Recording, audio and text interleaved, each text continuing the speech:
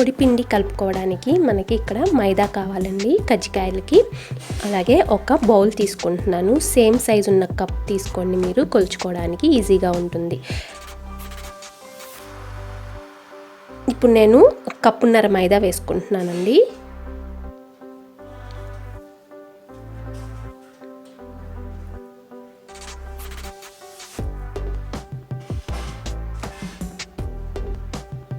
తర్వాత ఇందులో కొంచెం చిటికెడంత ఉప్పు వేసుకొని ఒక 2 స్పూన్ల నెయ్యి వేసుకోవాలి. నార్మల్ స్పూన్, టీ స్పూన్ ఉంటుంది కదండి, ఆ స్పూన్ నెయ్యి వేసుకోవాలి. వేసుకొని బాగా కలుపుకోవాలి.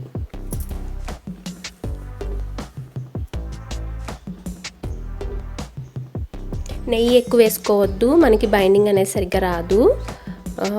2 స్పూన్లు సరిపోతుంది నెయ్యి. తర్వాత వాటర్ పోసుకుంటూ మనం మెత్తగా చపాతీ పిండిలాగా కలుపుకోవాలి. మనం కలుపుకునే పిండి అనేది స్మూత్గా ఉండాలి.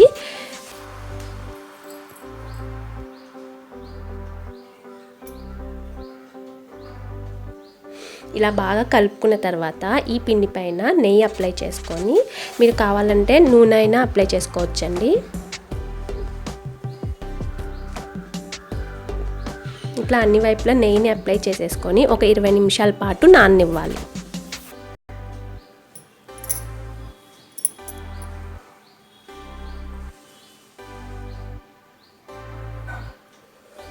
ఇప్పుడు అందులోని స్టఫింగ్ కోసం పుట్నాల పప్పు, ఎండు కొబ్బరి, జీడిపప్పు, బెల్లం, నువ్వులు, పంచదార తీసుకున్నాను.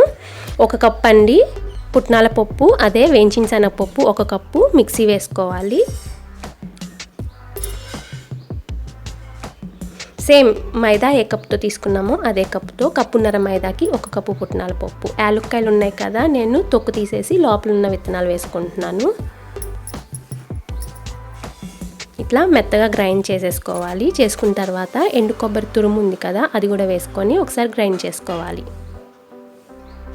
ఈ ఎండు కొబ్బరి తురుము కూడా 1 కప్ అండి.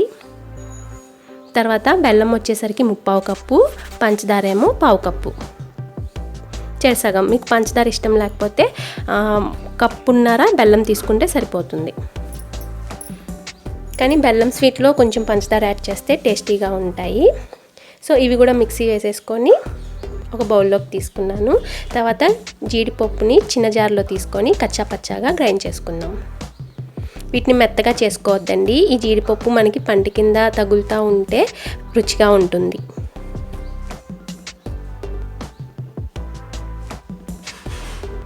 ఇప్పుడు ఇందులోనే 2 టేబుల్ స్పూన్ల నువ్వులు, 2 డ్రాప్స్ నెయ్యి వేసుకొని వేయించుకొని వేసుకోవాలండి. తర్వాత బెల్లం, ఇవన్నీ వేసేసుకున్నాక అన్నీ బాగా కలిసేటట్టు కలుపుకోవాలి.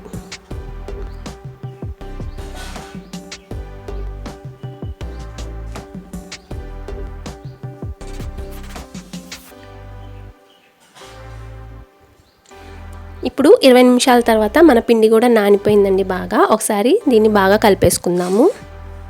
కలుపుకున్న తర్వాత చిన్న చిన్న సైజులుగా తీసుకొని డివైడ్ చేసుకోవాలి.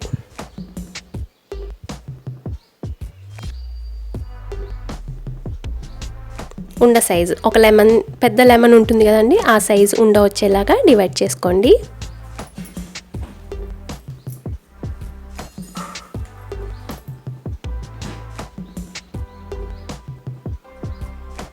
తర్వాత మనం చపాతీ చేసే పీట మీద పొడిపిండి వేసుకుంటా మనం చపాతీలాగా ఒత్తుకోవాలి. మీకు ఎంత పల్చగా వస్తే అంత పల్చగా చేసుకోండి.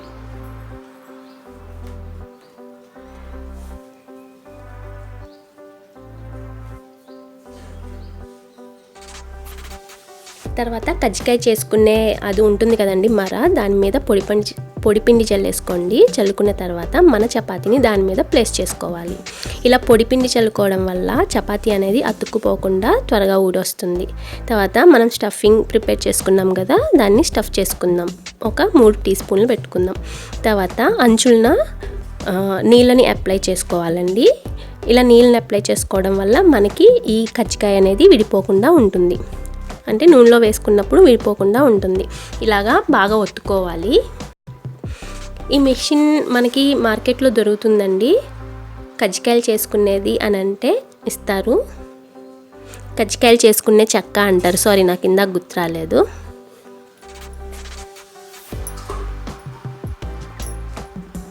ఒకవేళ మీ దగ్గర అవైలబుల్గా లేదు, మార్కెట్కి వెళ్ళి తెచ్చుకోలేరు అనుకుంటే కనుక చపాతీలా చేసుకొని మధ్యలో స్టఫింగ్ పెట్టుకొని అంచులన ఇట్లా గట్టిగా ఒత్తుకోవాలండి. అంచులను మీరు వాటర్ అప్లై చేసుకొని ఒత్తుకుంటే అంచులు అనేవి విడిపోకుండా ఉంటాయి.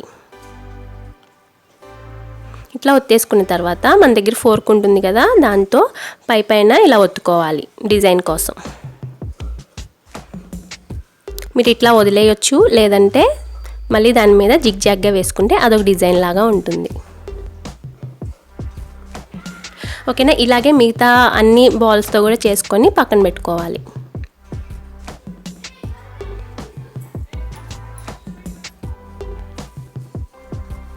ఇప్పుడు ఒక బాండీలో ఆయిల్ వేసుకోవాలి.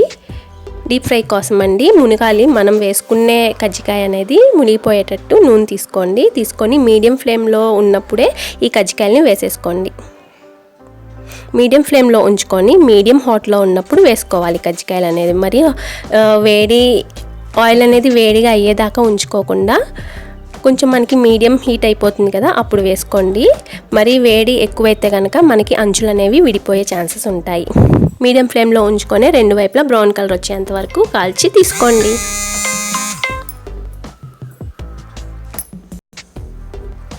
అంతే, ఎంతో టేస్టీగా పర్ఫెక్ట్గా కజ్జికాయలు అనేవి రెడీ అయిపోయినాయి. ఇందులో స్టఫింగ్ అనేది చాలా టేస్టీగా ఉంటుందండి. మీరు కూడా కంపల్సరీ ఒకసారి ఇలా ప్రిపేర్ చేసుకొని ట్రై చేయండి, చాలా టేస్టీగా ఉంటాయి.